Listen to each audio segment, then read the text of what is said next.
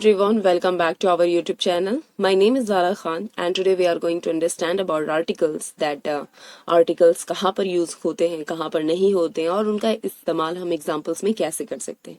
तो इस वीडियो के अंदर हम जो आर्टिकल्स देखने वाले हैं, टोटल आर्टिकल 3 होते हैं जिसमें होता है इनडेफिनाइट आर्टिकल और डेफिनाइट आर्टिकल्स। सो इनडेफिनाइट आर्टिकल्स में हमारा हो जाता है ए एंड एन और वहीं डेफिनाइट आर्टिकल में हमारा हो जाता है द। सो इन द का इस्तेमाल और ए एन का इस्तेमाल हम कैसे कर सकते हैं, very easily method. Okay, so इस वीडियो के अंदर वो हम समझने वाले हैं। So let's dive right in. First of all, indefinite articles A and an को हम अनिश्चित लेख कहते हैं। अनिश्चित लेख, यहाँ पर ए का उपयोग उन शब्दों से पहले होता है जिनका उच्चारण व्यंजन से शुरू होता है। मैंने क्या कहा? उच्चारण, ठीक है, ना कि सिर्फ ओनली मैंने ये कहा कि व्यंजन से शुरू होता है। मैंने क्या कहा? उच्चारण, यानी कि उच्चारण हमारा इंपॉर्टेंट है, प्रोनाउंसिएशन हमारा इंपॉर्टेंट है।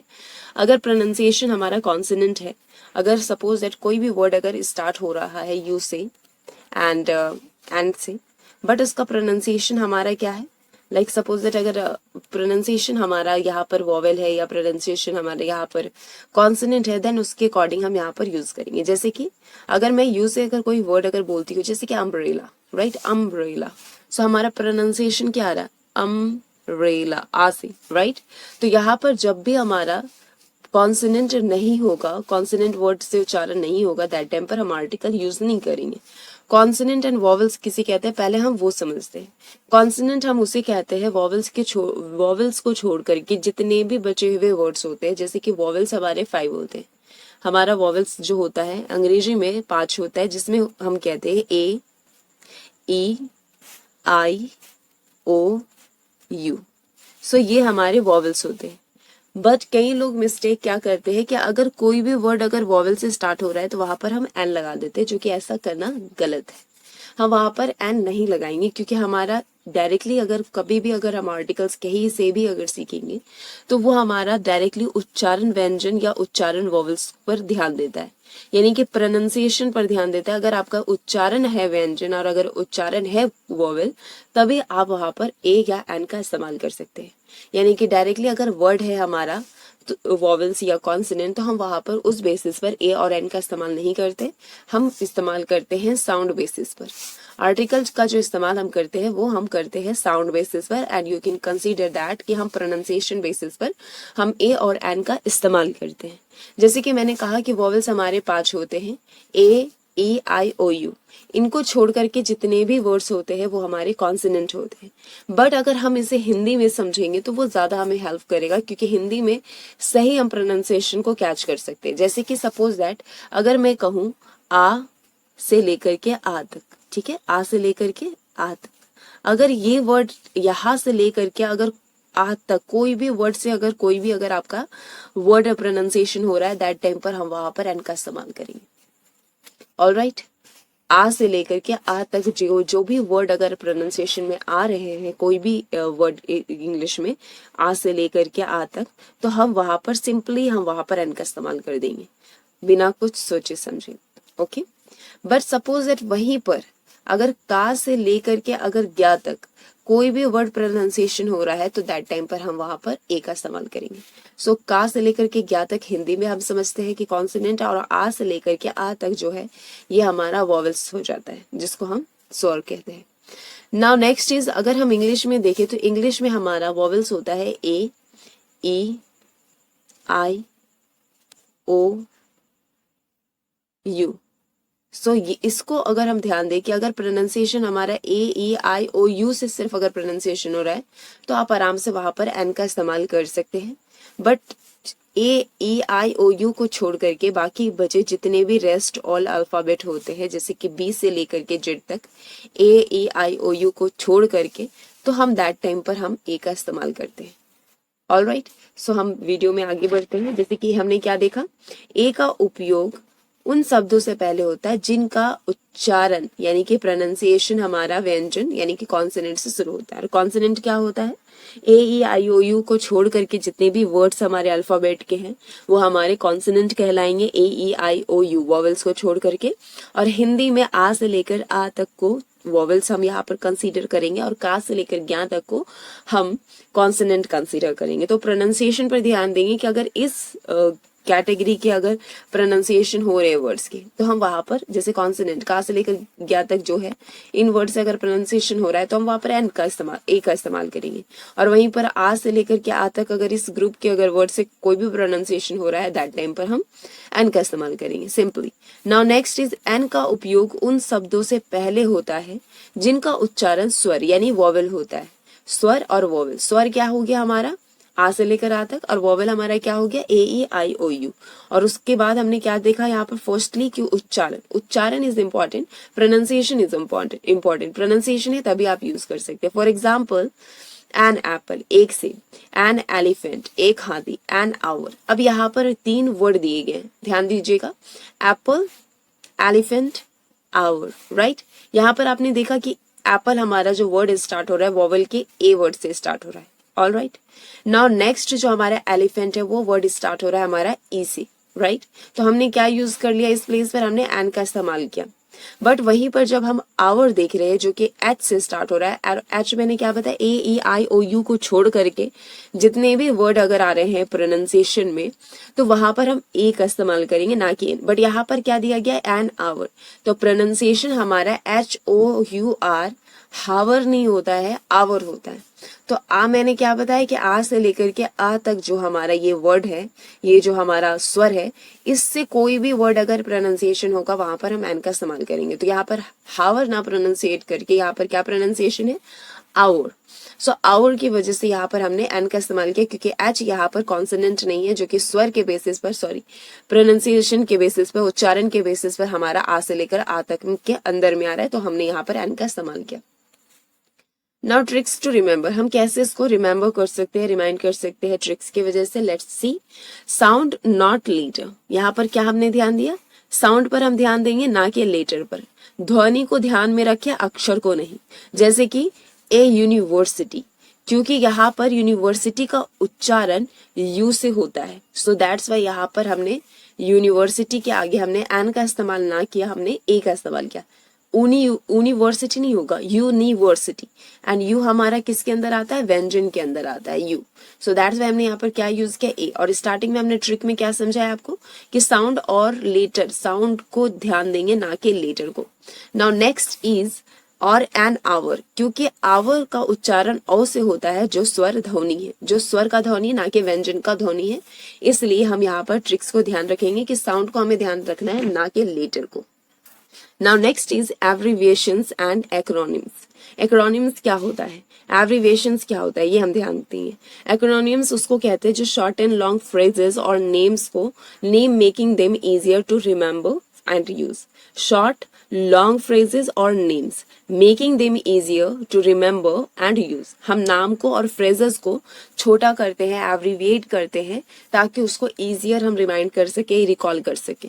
सो जैसे कि फॉर MBA, राइट, नासा, ये क्या है, ये एक कंप्लीट वर्ड है जिसको हमने याद रखने के लिए क्या किया, शॉर्ट में कन्वर्ट किया।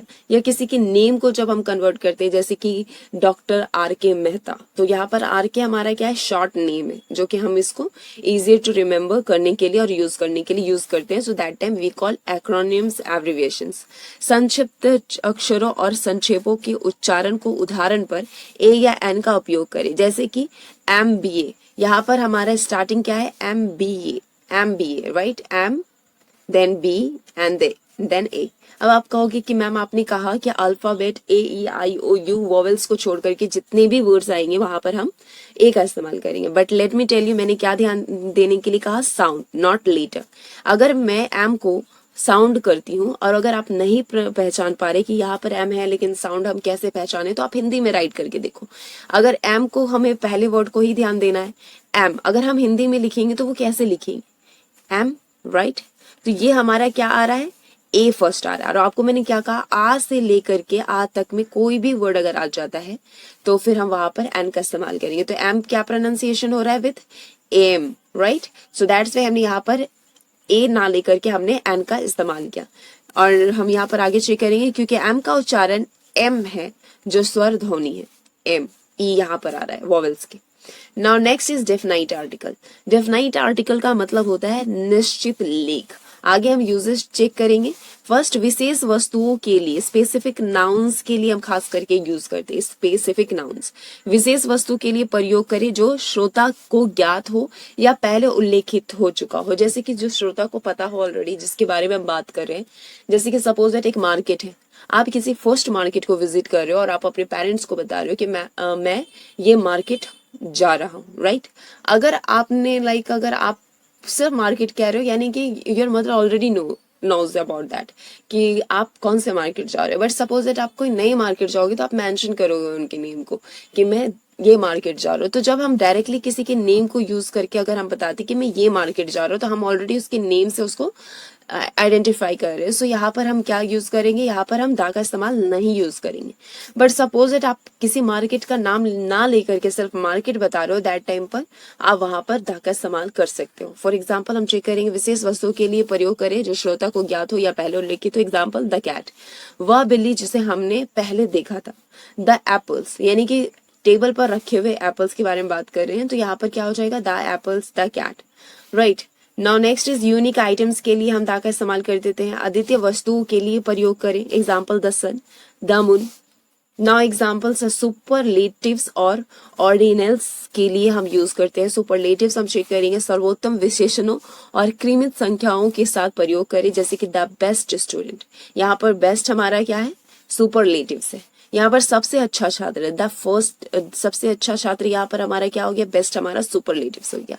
द फर्स्ट डे, फर्स्ट हमारे यहाँ पर क्या हो गया, पहला दिन, जो कि ऑर्डिनल्स है। स्पेसिफिक ग्रुप्स के लिए भी हम कर सकते हैं दा का इस्तेमाल, जैसे विशिष्ट समूह के लिए प्रयोग करें, जैसे कि द रिच, धनवान लोग, द पुअर, गरीब लोग। किसी एक ट्राइब्स को या किसी ग्रुप को या किसी कम्युनिटी को अगर हम डिनोट करना चाहते हैं, तो दैट टाइम पर भी हम स्पेसिफिक देख करके हम वहां पर दा का इस्तेमाल कर सकते हैं।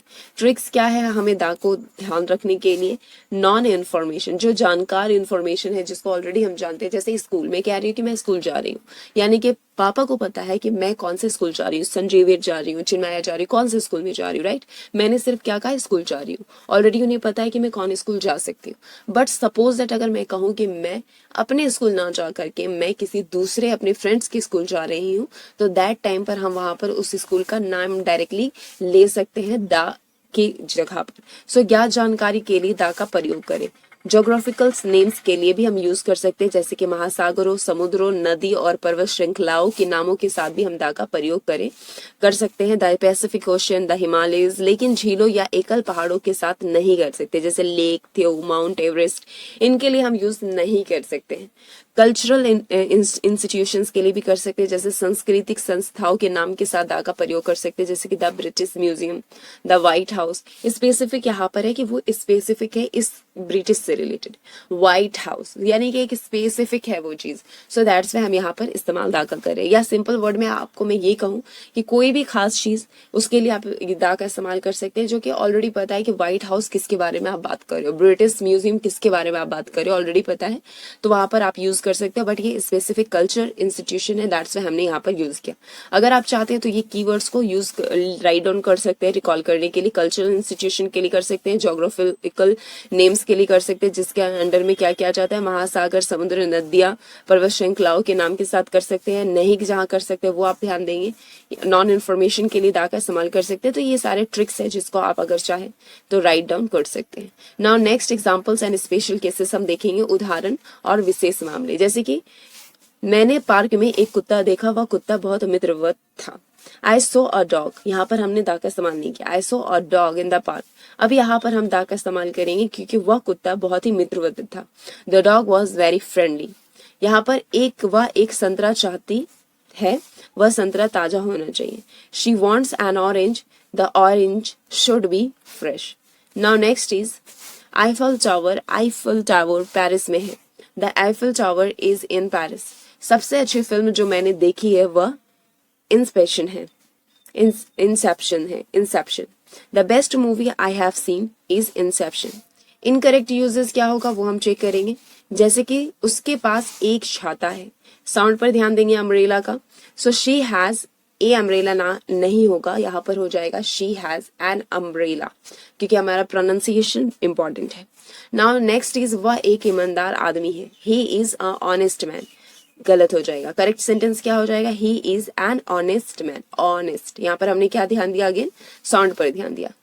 वे हिमालय में रहते हैं, they live in a Himalayas. ये गलत हो जाएगा क्योंकि अभी जस्ट हमने चेक किया हिमालयस। हिमालयस यहाँ पर क्या हो जाएगा? They live in the Himalayas, क्योंकि हमने क्या भी चेक किया था फर्स्टली कि कभी भी अगर हम यहाँ पर यूज करें ट्रिक बेसिस पर, तो जोग्राफिकल नेम्स में अगर कुछ वर्ड्स अगर आ रहे हैं तो दैट टाइम पर हम वहां पर दा का इस्तेमाल कर सकते हैं। Where not to use article, वो हम देखेंगे। जहां लेखों का उपयोग नहीं करना है हमें, जनरल स्टेटमेंट्स के साथ हम नहीं कर सकते। सामान्य बातों के लिए ए एन या दा का प्रयोग ना करें। जैसे कि डॉग्स आर फ्रेंडली, यहाँ पर हो जाए नहीं होगा not the dogs are friendly. सही कुत्ते मित्रवत होते हैं, यहाँ पर क्या है? डॉग्स आर फ्रेंडली, यहाँ पर दा का इस्तेमाल नहीं होगा क्योंकि हम सारे डॉग के बारे में बात कर रहे हैं दुनिया में जितने भी हैं कि वो फ्रेंडली होते हैं। नाउ नेक्स्ट, हम एब्स्ट्रैक्ट नाउन्स के साथ हम नहीं यूज कर सकते। एब्स्ट्रैक्ट नाउन को देखेंगे, अमृत संज्ञाओं के साथ सामान्य अर्थ पर प्रयोग ना करें। फॉर एग्जाम्पल्स हम चेक करेंगे, happiness is important, this is right. Not the happiness is important, ये सही नहीं होगा, ये गलत होगा। राइट क्या होगा? Happiness is important. Now next is proper noun. Proper noun के साथ हम देखेंगे कि व्यक्तित्व नामों के साथ हम दा का इस्तेमाल नहीं करते। प्रॉपर नाउन्स के साथ प्रयोग ना करें जब तक कि वह किसी शीर्षक या हिस्सा ना हो, शीर्षक का हिस्सा ना हो। जैसे कि John is coming, not the John is coming. नाम के साथ कभी भी हम यहाँ पर दा का इस्तेमाल नहीं करते। जॉन आ रहा है, सो जॉन इज कमिंग।